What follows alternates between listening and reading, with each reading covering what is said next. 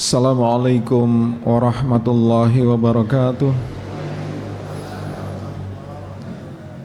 Alhamdulillahilladzi hadana lihadza wa ma kunna linahtadiya laula an hadanallah wa asyhadu an la ilaha illallah wahdahu la syarikalah wa asyhadu anna Muhammadan abduhu wa rasuluh alladzi la nabiyya ba'dah. Allahumma salli wa sallim wa barik ala nabiyyina Muhammadin wa ala alihi wa ashabihi wa man tabi'ahu ila yaumiddin amma ba'd. Bapak Ibu para jamaah yang dirahmati oleh Allah, alhamdulillah kita diberi kekuatan oleh Allah untuk melaksanakan ketaatan pada sore ini pada hari ke-15 bulan paling mulia, bulan Ramadan. Mari kita mengkaji beberapa ayat yang terkait dengan ibadah Ramadan. Kita mungkin sebagian telah hafal ayat-ayat puasa itu terletak pada surah Al-Baqarah ayat 183 sampai ayat berapa? Sampai ayat 187. 183 itu tentang kewajiban perintah melaksanakan siam agar kita itu meraih ketakwaan. Kemudian 184 itu terkait dengan orang yang tidak bisa melaksanakan puasa, maka dia harus menggantinya dengan membayar fidyah atau melaksanakan puasa itu secara qadha, dilaksanakan pada hari yang lain. Kemudian 185 ini tentang bulan Ramadan merupakan bulan diturunkannya Al-Quran. Kemudian wa man kana minkum maridhan aw ala safarin fa iddatum min ayyamin ukhar. Wa man ra'a minkum apa? Barang siapa yang melihat faman syahida minkum syahra falyasum. Dan barang siapa yang melihat, menyaksikan datangnya bulan hilal Ramadan maka berpuasalah. Kemudian saya lompati 187. 187 ini tentang bolehnya kita itu makan minum pada malam hari bulan Ramadan. Ini merupakan nasah atau penghapus pada hukum puasa fase awal. Karena puasa Ramadan ketika diperintahkan, disyariatkan pertama kali kepada Rasulullah Muhammad SAW serta para sahabat, waktu itu berbeda dengan puasa yang kita laksanakan saat ini. Kalau saat ini itu kita usai maghrib sampai fajar kita boleh makan minum sepuasnya. Tapi pada masa Nabi, pada masa awal kita hanya boleh makan minum termasuk berhubungan suami istri itu hanya antara maghrib sampai isya itu. Itu ceritanya panjang. Kenapa kok terus dirubah begitu itu? Nah, tapi saya tidak akan menceritakan tentang ayat tersebut. Saya akan menyampaikan ayat 186. Panjenengan tahu ayat 186 ini tentang apa? Wa idza sa'alaka ibadi anni fa inni qarib ujibu da'watad da'i idza da'an falyastajibu li wal yu'minu bi la'allahum yarshudun. Dan jika mereka itu bertanya kepada engkau wahai Muhammad mengenai aku itu berarti mengenai Allah, maka jawablah fa inni qarib, sesungguhnya aku ini dekat. Ujibu da'watad da'i idza da'an, aku akan menjawab doa dari orang yang berdoa. Falyastajibu li wal yu'minu bi, ya. Dan agar mereka itu beriman kepadaku la'allahum yarsyudun, agar mereka itu mendapatkan petunjuk. Ayat ini tentang puasa atau bukan? Tentang puasa atau tentang doa? Tentang doa. 183 sampai 187 itu semua tentang puasa. 186 ini tentang doa. Jangan-jangan Allah salah meletakkannya gitu. Salah meletakkan atau gimana? Semuanya tentang puasa, kok ini 186 ini tentang berdoa. Nah Bapak Ibu para jamaah ya, ayat tentang doa ini ya, ini diletakkan seolah-olah terselip di tengah-tengah ayat tentang puasa. Ini mengandung satu faedah, mengandung satu pelajaran tertentu. Apa? Yakni agar kita itu di saat bulan Ramadan ya, itu diperintahkan untuk lebih intens, lebih bersungguh-sungguh dalam memohon, dalam berdoa kepada Allah. Karena pada bulan Ramadan ini ya, posisi seorang yang sedang berpuasa itu sangat dekat kepada Allah. Nah jadi ayat ini sendiri ya, sebab turunnya itu adalah karena adanya pertanyaan dari seorang badui. Seorang badui itu Arab pedalaman, Arab pegunungan, yang dia itu nomaden, tidak menetap di satu tempat, tapi mereka itu berpindah-pindah tempat. Dan orang-orang badui ini lekat dengan citra sebagai orang yang tidak tahu adab, tidak tahu, orang Jawa mengatakan orang ngerti toto kromo, orang ngerti subosito, orang ngerti sopan santun. Ini orang badui. Tapi dari pertanyaan-pertanyaan yang dikatakan konyol dari orang badui ini, banyak kemudian ya muncul, atau banyak kemudian Allah itu kemudian menerapkan syariat-syariat. Misalnya ya, orang badui itu ketika dia itu menjumpai Nabi sedang duduk bersama sahabat, orang badui itu datang dan dia itu dalam posisi berdiri, tidak duduk terlebih dahulu, dia nyelonong kemudian langsung nyelutuk, wahai Rasulullah, kapan kiamat tiba? Gitu. Wahai Rasulullah, wahai Nabi, kiamat leteko kapan? Ini kalau dalam pandangan kita yang semacam ini ada sopan santunya tidak? Tidak.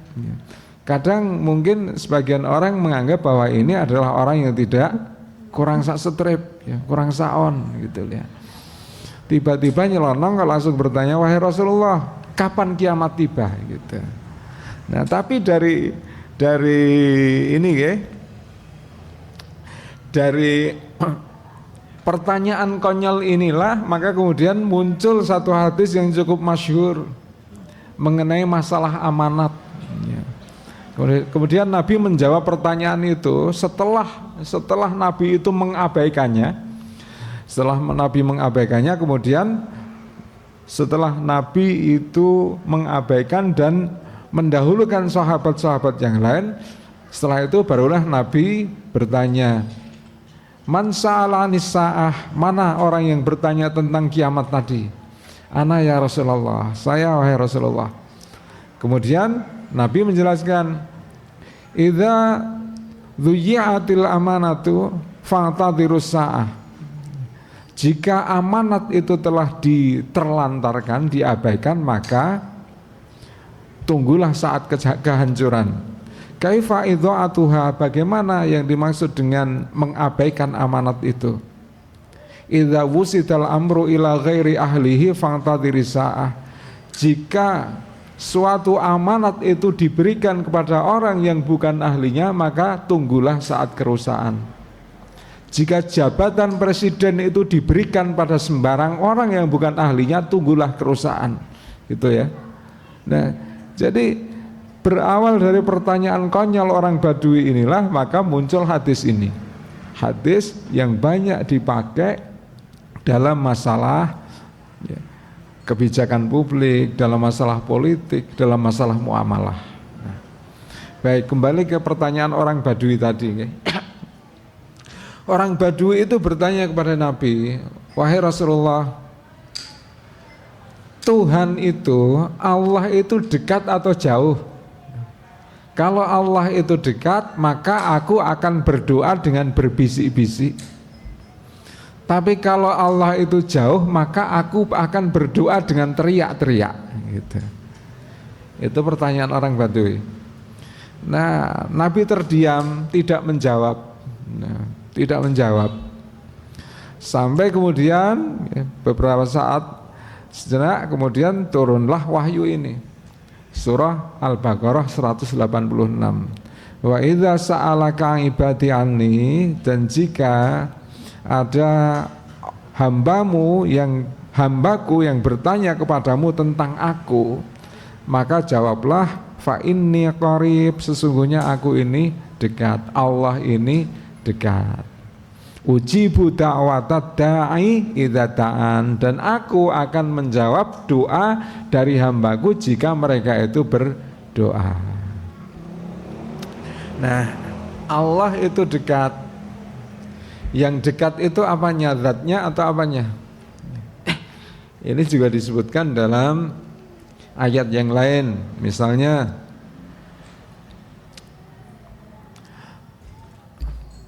dalam surah Qaf itu ya, dalam surah Qaf itu wa nahnu aqrabu ilaihi min hablil warid, dan kami ini lebih dekat kepadanya daripada urat nadi, urat leher.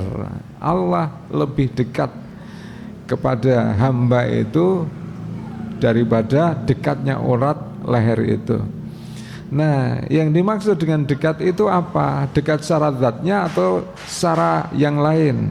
Yang dimaksud dekat itu para ulama menjelaskan bahwa Allah itu dekat dengan hambanya itu dari sisi ilmunya. Artinya Allah itu maha mengetahui dengan apa yang dilakukan oleh hambanya itu. Kemudian dekat dari sisi kudrohnya, dekat dari sisi kekuasaannya. Allah itu maha berkehendak dengan apa segala sesuatu yang terkait dengan si hamba itu yang dimaksud dengan dekatnya itu. Nah, begitu juga Nabi SAW itu bersabda, ma aqrabul abdu aqrabul abdu min rabbihi wa huwa sajidun. Tidaklah ada posisi yang paling dekat seorang hamba dengan Tuhannya kecuali ketika si hamba itu sedang bersujud. Fa'aksiru fiha minad doa, maka ketika bersujud perbanyaklah untuk mengucapkan doa. Yang dimaksud dekat di sini adalah dekat bukan zatnya melainkan dekat ilmunya serta dekat kudrohnya, kekuasaan Allah itu. Nah, kembali ke ayat 186 dari surah Al-Baqarah itu. Jadi surat atau ayat tentang doa itu yang ditempatkan seolah-olah terselip di tengah-tengah ayat puasa itu mengandung satu maksud agar kita hamba Allah, orang yang beriman itu menggunakan waktu Ramadan ini ketika kita itu berpuasa untuk intens, untuk bersungguh-sungguh di dalam memohon dan berdoa kepada Allah.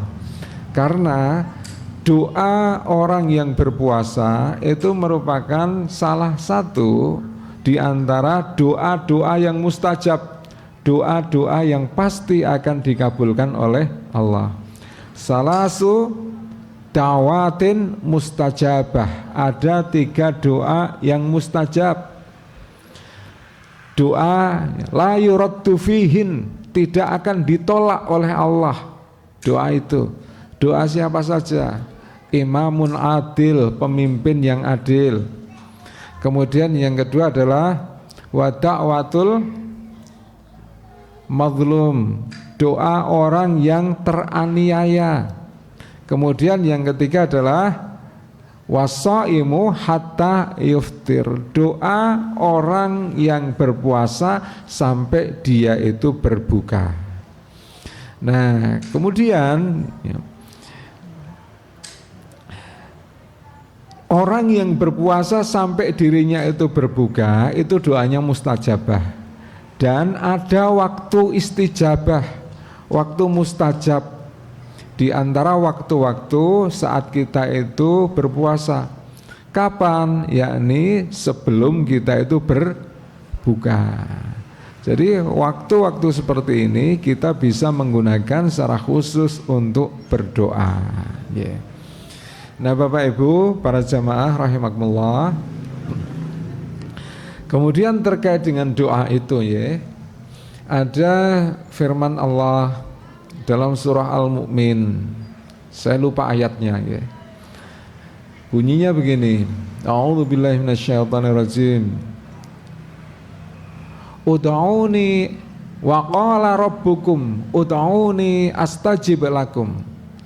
Dan Tuhanmu itu berkata, berdoalah kalian kepadaku, maka tentu akan aku kabulkan.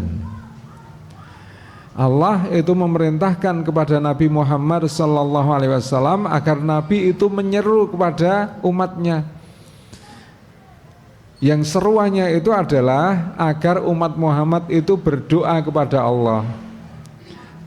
Allah memerintahkan umat Muhammad berdoa kepada dirinya itu dengan Allah melanjutkan astajib lakum, tentu akan aku kabulkan. Jadi Allah itu menjanjikan bahwa barang siapa yang berdoa kepada Allah itu Allah pasti akan mengabulkan. Kemudian Allah melanjutkan lagi dalam ayat tersebut, innalladzina yastakbiruna an ibadati sayadkhuluna jahannama dakhirin. Sesungguhnya orang-orang yang istikbar, orang-orang yang sombong, menyombongkan diri dari berdoa kepadaku, dari beribadah kepadaku, maka sungguh akan aku masukkan mereka itu ke dalam neraka jahanam dalam keadaan hina. Orang-orang yang menyombongkan diri dari beribadah kepadaku, itu maksudnya adalah orang-orang yang enggan berdoa kepada Allah. Mereka itu akan dimasukkan ke dalam neraka jahanam dalam keadaan terhina. Orang yang enggan berdoa kepada Allah itu disifati oleh Allah sebagai orang yang istikbar, orang yang congkak, orang yang sombong. Kenapa? Karena manusia itu siapapun dia itu adalah makhluk yang lemah. Dan sebagai makhluk yang lemah sudah semestinya manusia itu mohon pertolongan kepada Allah, kepada Al-Khaliq. Tetapi ketika makhluk yang lemah ini tidak pernah memohon pertolongan kepada Allah, maka ini berarti merupakan salah satu bentuk kesombongan. Kesombongan semacam ini itu akan diganjar oleh Allah dengan jahanam. Nah jadi berdoa kepada Allah itu merupakan ciri keimanan seseorang. Ciri seorang mukmin itu adalah banyak berdoa. Ciri seorang mukmin itu menggantungkan diri kepada Allah dalam segala hal, bukan hanya dalam hal-hal yang penting-penting saja, bahkan dalam hal yang tidak penting kita itu menggantungkan diri kepada Allah. Jadi para sahabat itu mengatakan, Nabi SAW itu memerintahkan kepada para sahabat,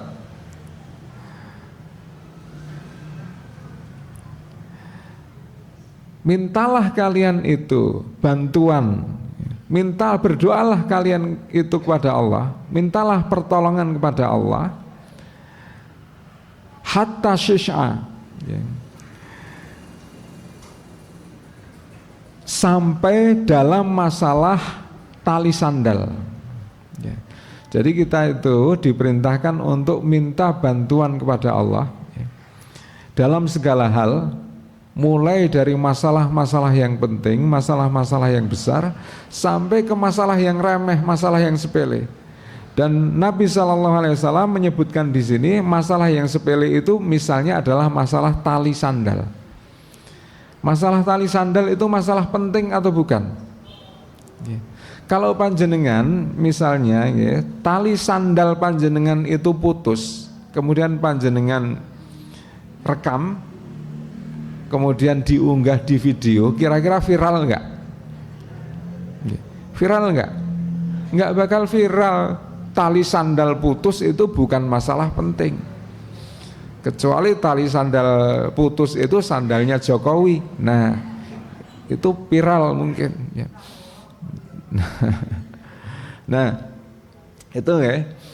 Bahkan sampai masalah yang sepele, masalah yang remeh itu, kita itu diperintahkan untuk minta pertolongan kepada Allah. Kenapa? Karena yang membuat putus tali sandal itu siapa? Yang membuat putus tali sandal itu sinten Bapak Ibu? Kita sendiri atau kehendak Allah? Kehendak Allah, apalagi tali sandal yang putus, bahkan sehelai daun kering yang luruh jatuh melayang itu juga merupakan kehendak Allah. Jadi karena semua hal itu merupakan kehendak Allah, sampai ke hal-hal yang remeh sekalipun, maka sudah semestinya kita itu tawakal, i'timadu ala Allah, menyandarkan diri kepada Allah, termasuk dalam masalah-masalah sepele itu. Dengan demikian maka sudah semestinya kita itu banyak berdoa kepada Allah sebagai bentuk penyandaran diri kita, sebagai bentuk tawakal kita itu kepada Allah. Nah, Allah menjanjikan kalau kita itu berdoa kepada Allah, pasti Allah itu akan mengabulkan, gitu ya. Pasti Allah itu akan mengabulkan. Ud'uni astajib lakum. Ya. Kalau Allah itu yang berjanji, Allah itu akan menepati tidak? Kalau yang berjanji itu Allah, Allah pasti akan menepati. Beda kalau yang berjanji itu Jokowi, ya. Itu belum tentu ditepati. Ya, tapi kalau Allah itu, ya, Allah itu berjanji, pasti Allah itu akan menepati. Nah, janjinya Allah adalah kalau hambaku berdoa kepadaku, pasti akan aku kabulkan. Tapi mungkin panjenengan itu juga ada pertanyaan. Katanya Allah akan mengabulkan setiap permohonan, Allah akan mengabulkan setiap doa.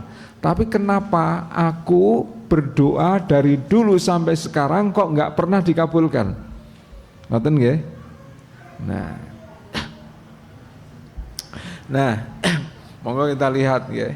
Kita lihat bagaimana cara Allah itu mengabulkan doa seorang hamba. Jadi yang pertama, kalau kita itu berdoa kepada Allah, itu Nabi memerintahkan jangan tajarub. Tajarub itu artinya kita itu lendungo niku mencoba-coba. Idza da'a ahadukum fala taqul Allahumma firli in syi'ta. Jika kalian itu berdoa kepada Allah, maka janganlah kalian itu mengucapkan ya Allah, ampunilah aku jika engkau menghendaki. Tapi kalau enggak menghendaki ya enggak apa-apa. Ini namanya tajarub. Ya Allah, berilah aku rizki kalau engkau menghendaki, tapi kalau engkau enggak memberi ya enggak apa-apa. Kira-kira mau diberi enggak? Enggak, ini namanya tajarub, doa coba-coba. Kita dilarang berdoa dengan doa coba-coba seperti ini. Melainkan Nabi melanjutkan walakin liya'zimal mas'alata waliyu'azzimar rahbata. Tetapi ketika berdoa, hendaklah engkau itu menguatkan tekadmu, engkau itu menebalkan keyakinanmu bahwa doamu itu pasti akan dikabulkan. Wa yu'azzimar rahbata, dan engkau itu memiliki harapan yang besar bahwa doamu itu akan dikabulkan. Fa innallaha la yata'azzamahu kulla syai'in atahu. Karena sesungguhnya Allah itu tidak akan merasa sayang dengan apapun yang akan diberikan kepada hambanya. Jadi kalau kita itu berdoa, kita itu jangan tanggung-tanggung. mohon itu yang banyak sekalian. Seperti Nabi SAW ya, di antara doa Nabi misalnya Allahumma aksir mali, ya Allah berikanlah aku rezeki yang banyak, jangan tanggung-tanggung. Panjenengan minta tanggung-tanggung, ya Allah berilah aku rezeki tapi nggak usah banyak-banyak karena yang minta juga cukup banyak gitu. Ya. Atau panjenengan minta, ya Allah aku mohon kepada engkau rezeki tapi karena kemarin saya sudah minta, sekarang mintanya dikit aja. Ya. Itu namanya nanggung. Memangnya panjenengan itu mohon kepada Allah atau matur pada koperasi? Ya. Kalau mohon kepada Allah itu ya jangan tanggung-tanggung, mintalah yang banyak sekaligus gitu. Dan kita harus memiliki rasa yakin bahwa doa kita itu akan dikabulkan. Ud'ullaha wa antum muqinuna bil ijabah. Berdoalah kalian kepada Allah dengan keadaan yakin bahwa doamu itu akan diterima. Ini syarat agar doa itu terkabul. Kemudian ada beberapa syarat ya, tapi hanya saya sampaikan sebagian saja. Kemudian yang kedua adalah bahwa kita itu tidak boleh isti'jal. Nah, isti'jal itu gimana? Isti'jal itu artinya kita tidak sabar, kita tergesa-gesa. Oke. Nabi memerintahkan kepada kita, yustajabu li ahadikum malam ya'jal. Pasti kalau kalian itu berdoa kepada Allah pasti dikabulkan selama kalian itu tidak isti'jal. Bagaimana yang dimaksud dengan isti'jal itu wahai Rasulullah? Kemudian Nabi menjawab, idza qulta, jika engkau itu mengatakan qad da'autu wa lam yustajab li, aku telah berdoa sejak dulu sampai sekarang tapi kok belum dikabulkan, ini namanya isti'jal. Dan isti'jal ini merupakan salah satu sebab doa kita tidak dikabulkan. Jadi Allah itu pasti akan mengabulkan doa hambanya dengan syarat. Syaratnya antara lain tidak isti'jal itu. Jadi kalau kita itu berdoa, maka kita itu tidak boleh merasa bosan di dalam berdoa, kemudian berhenti berdoa. Melainkan kita tetap harus sabar meskipun doa kita itu belum dikabulkan oleh Allah, kita diperintahkan untuk terus berdoa. Kalau kita kemudian bosan, berhenti berdoa, karena kok doanya belum dikabulkan hingga saat ini, ya kita nggak sabar menunggu terkabulnya doa kita, maka itu yang disebut sebagai isti'jal. Isti'jal itulah yang menjadikan salah satu sebab yang menjadikan doa kita itu tidak diterima oleh Allah. Kemudian yang ketiga, ya. Nah, ini Nabi SAW itu menjelaskan kepada umatnya bagaimana cara Allah itu mengabulkan doa hambanya. Kalau panjenengan itu memohon kepada Allah, misalnya ya Allah berilah aku uang yang banyak 1 karung, wangi-wangi merah-merah semua, misalnya seperti itu. Harapan panjenengan gimana? Tiba-tiba langsung bruk 1 karung jatuh di hadapan panjenengan begitu. Nah. Atau misalnya kita itu memohon kepada Allah agar kita itu diberi kesehatan, tapi ternyata kita itu malah diberi sakit terus menerus, nggak pernah sehat, seperti itu. Nah, apakah yang demikian berarti Allah itu tidak mengabulkan doa kita? Nah, mari kita lihat bagaimana cara Allah itu mengabulkan doa hambanya. Ini belum maghrib kan? Masih ada waktu nggih? Nggih.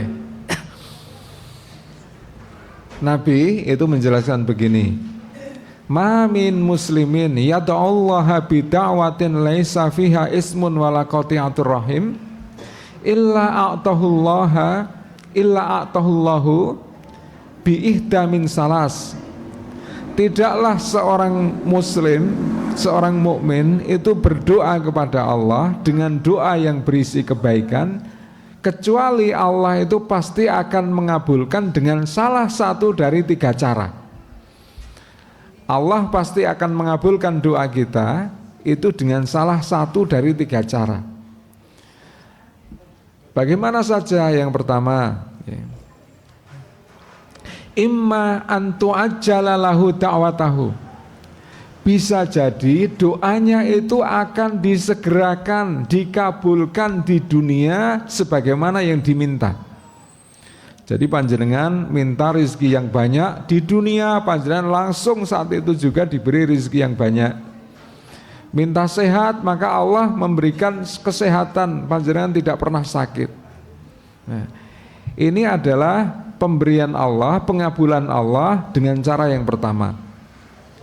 Kemudian yang kedua adalah wa imma ayat dakhiraha fil akhirah. Bisa juga doa panjenengan itu tidak dikabulkan di dunia, melainkan disimpan untuk dikabulkan di akhirat.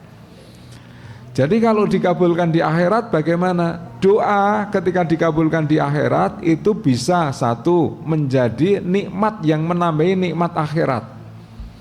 Kemudian yang kedua itu bisa jadi untuk menghapus dosa-dosa. Nah, ini cara Allah mengabulkan doa yang kedua. Kemudian yang ketiga adalah wa imma ayat dahira wa imma ayyusarrifa anhu minastu wa misliha.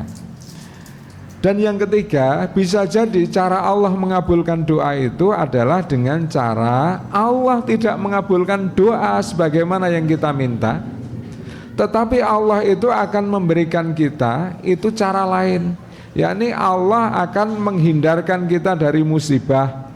Allah itu akan menghindarkan kita dari keburukan-keburukan yang lain. Misalnya kita mohon kepada Allah agar kita itu diberi rezeki yang banyak, tapi Allah tidak memberikan kepada kita itu rezeki yang banyak, melainkan sebagai gantinya Allah memberikan kepada kita itu kesehatan. Misalnya seperti itu. Nah, ini merupakan cara Allah mengabulkan doa seorang hamba. Jadi Allah itu pasti mengabulkan doa seorang hamba, hanya cara Allah mengabulkan doa itu dengan cara salah satu dari tiga hal itu tadi. Bisa dengan dikabulkan secara langsung, bisa dengan cara Allah itu menghindarkan kita dari keburukan-keburukan, dari musibah. Atau yang ketiga, Allah itu akan mengabulkan doa kita itu nanti di akhirat. Intinya bahwa setiap muslim yang berdoa kepada Allah dengan doa yang berisi kebaikan itu pasti dikabulkan oleh Allah. Jadi Bapak Ibu para jamaah rahimakumullah, berdoa itu merupakan salah satu ciri seorang mukmin, dan Allah serta Rasulnya memerintahkan kita agar kita pada bulan Ramadan ini bersungguh-sungguh lebih intens, lebih tekun, lebih meningkatkan meningkatkan frekuensi kita di dalam memohon dan berdoa kepada Allah. Insya Allah, karena waktu berpuasa itu merupakan waktu di mana seorang hamba itu dekat kepada Allah, waktu mustajabah. Demikian, semoga Allah memberikan kekuatan, petunjuk, hidayah, taufik kepada kita semua, sehingga kita dapat melaksanakan amaliyah bulan Ramadan ini dengan sebaik-baiknya hingga usai Ramadan nanti, sehingga kita bisa meraih derajat takwa sebagai derajat atau level tertinggi seorang hamba di hadapan Allah. Ada kurang lebihnya mohon maaf, semoga bermanfaat. Saya akhiri, nasrun minallah wa fathun qarib. Wassalamualaikum warahmatullahi wabarakatuh.